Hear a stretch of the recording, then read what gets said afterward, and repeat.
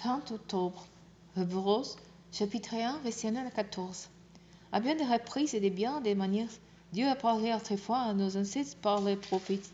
Et maintenant, dans ces jours qui sont les derniers, il nous a parlé par les Fils. Il a fait de lui l'héritier de toutes choses, et c'est aussi par lui qu'il a créé l'univers. Ces Fils est le rayonnement de la gloire de Dieu et l'expression parfaite de son être. Il soutient toutes choses par sa parole puissante, et après avoir accompli la purification des péchés, il s'est assis dans les cieux à la droite du Dieu majestueux. Il a ainsi acquis un rang bien plus éminent que celui des anges, dans la mesure où le titre que Dieu lui a donné est incomparablement supérieur à leur. En fait, aucun des anges, Dieu a-t-il jamais dit ceci: Tu es mon fils, aujourd'hui, j'ai fait de toi mon enfant.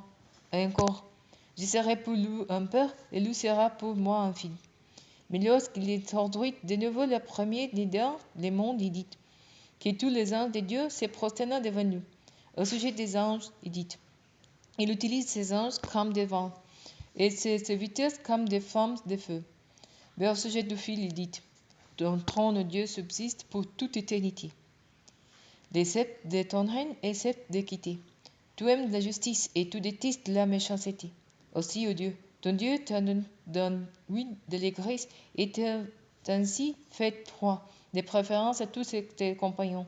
Il dit aussi: C'est toi, le Seigneur, qui au commencement a posé les fondations de la terre. D'ici les l'œuvre de tes mains. Ils perdront, mais tout subsiste. Tous seront comme un habit, comme un manteau. Tout les enroulera comme un vêtement, tout les changera. Mais toi, tu es toujours le même. Tes années ne finiront pas. Or, à quel des anges Dieu a-t-il jamais dit: Viens siéger à ma droite jusqu'à ce que j'ai mis tes ennemis à terre sous tes pieds. En effet, que sont les anges? Des prêtres au service de Dieu, qui sont envoyés pour exercer un ministère en faveur de ceux qui vont hériter les saluts.